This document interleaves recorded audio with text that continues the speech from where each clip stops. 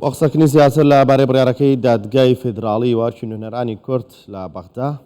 بەغداوە بەڕێز زیادگار مەحموود ئەندامی لیژنەی یاسایی لە پەرلەمانی عێراق لەگەڵماندایە. بەڕێز زیادگار مەحموود سڵاوتان لێبێتەوە، کاتتان باش. پەرلەمانتارێک لە بەغدا بە داوای کاڕاستی دادگای فیدراڵی عێراقی کرد 200 ملیار دینار کە قەرار بۆ بێت بۆ هەرێمی کوردستان ڕائەگرێت. ئەی نوێنەرانی کورد ئاگاتان لەمە نەبوو، چیتان کردووە؟ ئەمە کاتەوە باشە کاک کۆمەر، بەڕاستی سەرەتا بۆ وەڵامدانەوەی پرسیارەکەت کاری پەرلەمانتار ئێمە هەمومان نەزانین کە کاری پەرلەمانتار بڵین چییە لە هەموو سیستەمێکی پەرلەمانتاریە و لە هەر شوێنێک پەرلەمان هەبێت سەبارەت بە چۆنەڵی تۆمارکردنی سکاڵاش لەسەر هەر بابەتێک و لەسەر هەر قوارەیەک بێ. ئەوە بە تەکید پەرلەمانتار ناتوانێت هێنا ڕێگەی لێ بگرێت بۆ بە حکمی ئەوەی کە بڵێ خۆی پەرلەمان چۆنەڵی ئۆرگانێکی تەشریعیە و بۆ مەبەستەش یاسادا ئەنرێ بۆ ئەوەی کە چۆنەڵی ڕێخستنی کۆمەلگا، ڕێخستنی پەیوەندیەکان بێت، ڕێخستنی کۆمەلگا بێت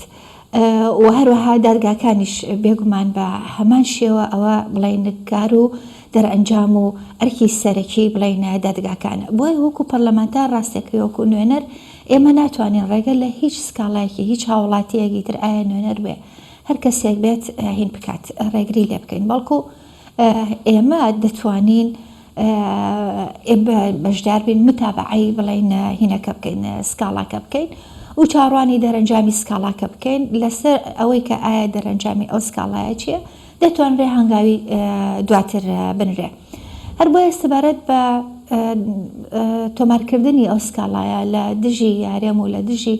ناردنی شایستە دەرایەکانی هەرێم ڕاستیەکەی ئێمە ئاگادار بووین. بەڵێ چەند جارێکیش ئەم سکاڵایە ڕاستیەکەی هینکرا دواخرا بۆیە جێ پرسیارە بۆچی لەم کاتەیە لە 25 یەکە دادگای فیدراڵی هات چۆنەڵی چوە سەر کەیسەکە و بڕیاری خۆشیە لە تقریبا لە 11 بڵێنە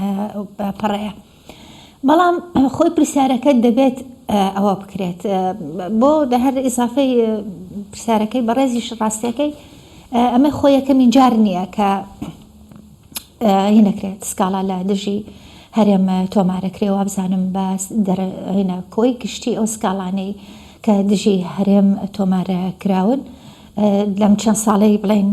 ڕابردووە لە سەروی 200 دانە سکاڵاوەیە کاک کۆمەر. بەڵام با بین ڕاستیەکەی ئەوەی کە گرنگە و ئەهەمیەتی هەیە لە باسەکە ئەوەیە یەک ئایا بڕیاری دادگای فیدراڵی بڕیارێکی چۆنەوە چییە؟ ئایا لەسەر بنەمای یاسا و دەستورەیانە یا لەوە پرسیارێک لەوە گرنگتر ئایا خودی دادگاکە دادگایەکە بەڕاستی دادگایەکی فیدراڵیە یانە؟ بۆ لەبەرەوەی کە ڕاستی ئەم دادگایە تەشکیل بووە پێش ئەوەی 2005 کە ئیقراری هینە دەستوری 2005 عێراقی نوێ بڵێن نەبکرێ. واتە ئەم بڕیارە بڕیارێکی بڵێن پۆڵ برێمەرە بە بڕیاری ژمارە سی ئەم هینە دانرا، ئەم چۆنەڵی ئەم کۆمەڵی خەڵک دانرانە بە ناوی بڵێن قوزاتەوانێ بە ناوی دادگاوە. بەڵام ئەو کاتە هێشتا عێراق لە مەرحەلەی ئینتیقالیا بوو بڵێن بەرەو فیدراڵیەت ئەچوو. بۆیە لە مادەیەکی دەستوریش ڕاستەکەی وابزانم مادەی 92 ئەگەر هەڵە نەبم دەڵێ لە دوای ئیقرارکردنی دەستوری عێراقەوانێ پێویست دەکات بە یاسا دادگای فیدراڵی هین بکرێت پێک بهێنرێ. بەڵام بەداخەوە هەتا ئێستا ئەمە نەکراوە. بەڵێ 3 ساڵ لەمەوە پێش هێندەی زاکیرەم هاوکارم بێ ئەو گفتوگۆیە هاتە ئاراوە، بەڵام ئەوان چوون بە شێوەیەکی تر ڕاستیەکەی چارەسەریان کرد و ئەو چارەسەرکردنەشی کە هەیە وابزانم دیسانەوانێ هەر خلافی مادەی 92 دەستور بڕگەی وابزانم جیمە کە باس لە پێکاتەی بڵێن ئەمە دادگایەکە. بۆیە چێ دادگاکە لە پێش ئیقراری دەستوری عێراقیەوانێ پێکاتوە کە ئەمە خۆی لە خۆیان ڕاستەکەی دەتوانین بڵێن ئەسڵەن دادگایەکی فیدراڵی نییە، دووش دیسانەوانێ لەسەر پێکاتەکەی جۆری پێکاتەی بڵێن ئەمە دادگایە دەبێ هەڵوەستەی لەسەر. یادگار مەحموود باس لەوە کرد کە پەرلەمانتارانی دیکە دژی هەرێمی کوردستان و قوارەی هەرێمی کوردستان ڕەنگە زیاتر لە 200 سکاڵاشیان تۆمار کردێت. پەرلەمانتارانی کورد نوێنەرانی کورد بۆ بەرژەوندیەکانی هەرێمی کوردستان ئەوانە ناڵم کە دژی بەرژەوندی هەرێمی کوردستان کارەکەن. ئەوەی لە بەرژەوندی هەرێمی کوردستان هیچ سکاڵایەک تۆمار کراوە نوێنەرانی کورد کردویانە و ئایا دەیکەن ئەنجومەنی یاخود باڵی دادگای فیدراڵی عراق تا چەند گوێ لە سکاڵاو داواکانی نوێنەرانی کورد دەگرێت؟ ڕاستی پێشەوەی وەڵامی پرسیارەکەت بەمەوانەیە کاکە کۆمار ئەزانی کێشەی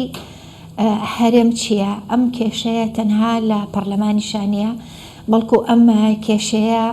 لە ناو خودی پێکاتەی دادگای فیدراڵیە بۆ لەبەرەوەی کە ئەو بڕیارانەی کە دەدرێت لە ناو دادگای فیدراڵیە بە زۆرینەیە ئێمە شۆک و کورد پشتی کورد ڕاستەکەی ئێمە تەنها دوو هینمان هەیە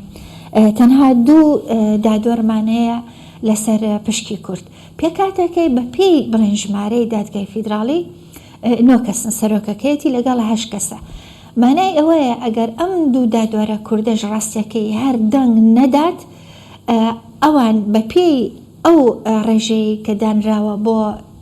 ڕەتکردنی بڵێن دەنگەکە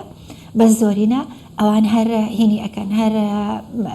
کەیسەکان با بڵێن سکاڵەکان ئەبەنەوانێ بۆی زۆر گرنگە ڕاستیەکەی بۆ ئێمەی کورد بۆ قوارەی هەرێ کە دووبارە ئەمەش بابەتێکی ترەکە هەڵوێستە لەسەر چۆنێتی چەندێتی بڵێن ئەندامانی ئەو دادگایەوە بکەین سەبارەت بە پرسیارەکەی بەڕێستان کە ئایا ئەو سکاڵایانە ئەکرێە ئایا ئێمە سکاڵا تۆمار دەکەین یانە ڕاستەکەی من لەبەرەوەی کەمە